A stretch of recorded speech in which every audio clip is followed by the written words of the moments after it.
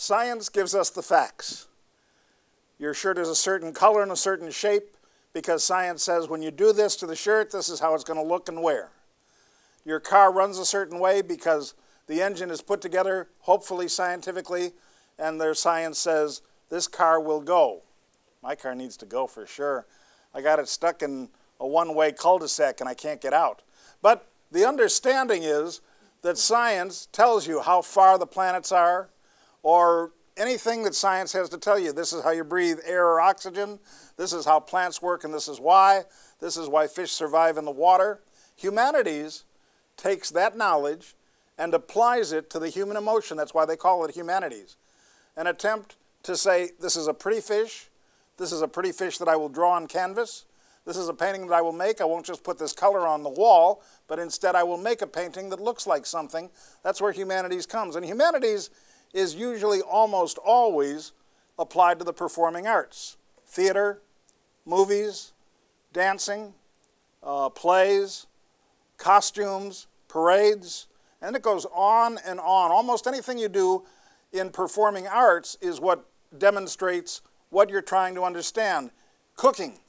Whatever you cook, that's the development of your fine arts in that direction. That's your humanities for that. Or dancing. Whatever kind of dancing you do is that sort of development. Singing, how well you sing or how well you don't.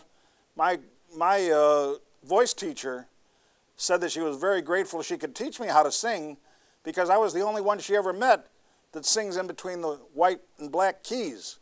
But let me demonstrate, for example, music.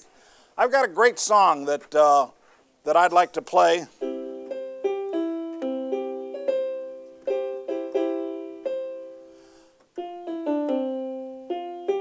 I see by your outfit that you are a cowboy.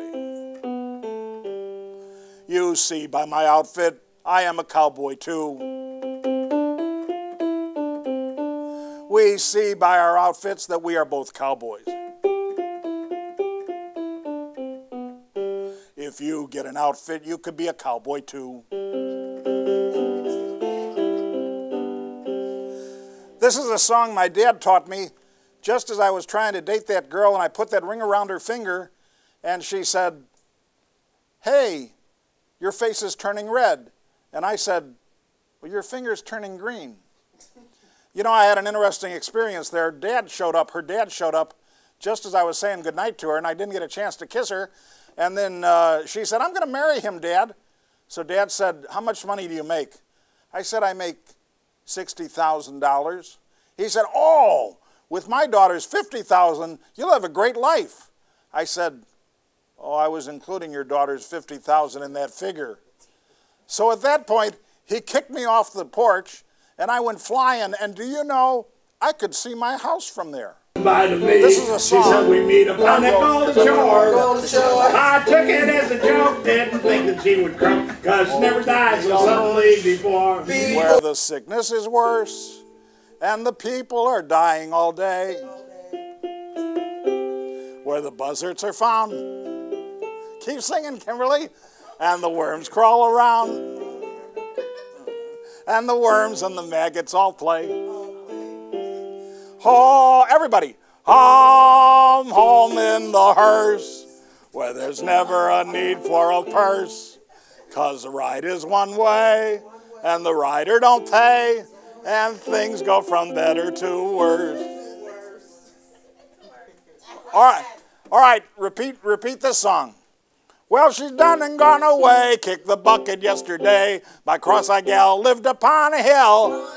Well, she's gone and she's died, and I hope she's satisfied, 'cause she did a whole darn thing against my will. Well, she's cockeyed and she's crazy, she's knock-kneed and she's lazy. My cross-eyed gal lived upon a hill.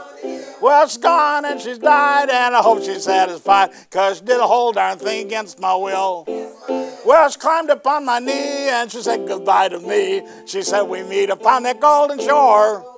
I took it as a joke, didn't think that she would croak, 'cause she never died so suddenly before. Oh, cockeyed and she's crazy, she's knock-kneed and she's lazy. Everybody, Greg lived upon a hill. Well, she's gone and she's died, and I hope she's satisfied, 'cause she did a whole darn thing against my will. Really loud. Well, climb, don't tell me I remember. Well, I'll do what I think best and fulfill her last request.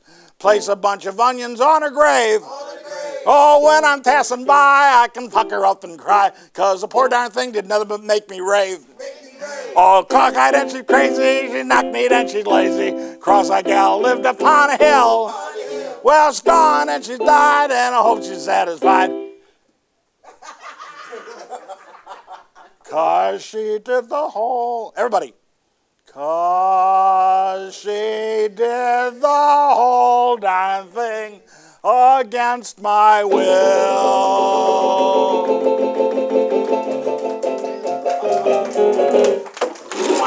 Ow! Now, when you go to humanities, that's how you learn to do music. You imagine, if you take this course, you'll be able to sing like that. And you'll be able to play this piano like that. You can enrich your whole life. You can go on tour. I'm going to go on tour.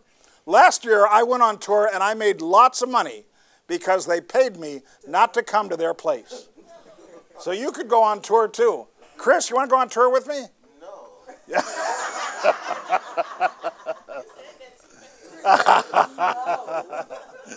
Wow, you didn't even think about it.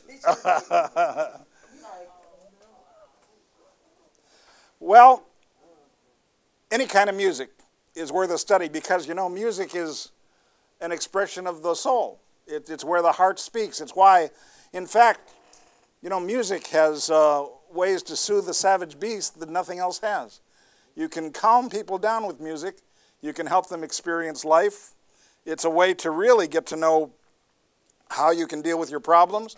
That's why music is so popular. The funny thing is that certain types of music, like country music, you get married, you have kids, then she leaves you, then you owe her money, then she takes your truck, then she takes your house, then you get drunk.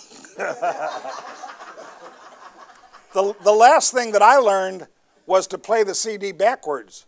That way she takes your truck first, then she comes and marries you. I had a similar experience when I was watching Jaws. They had these 3D glasses, and I put them on backwards, and I couldn't understand why everybody was screaming when the shark was swimming away. I'm sorry, Dad.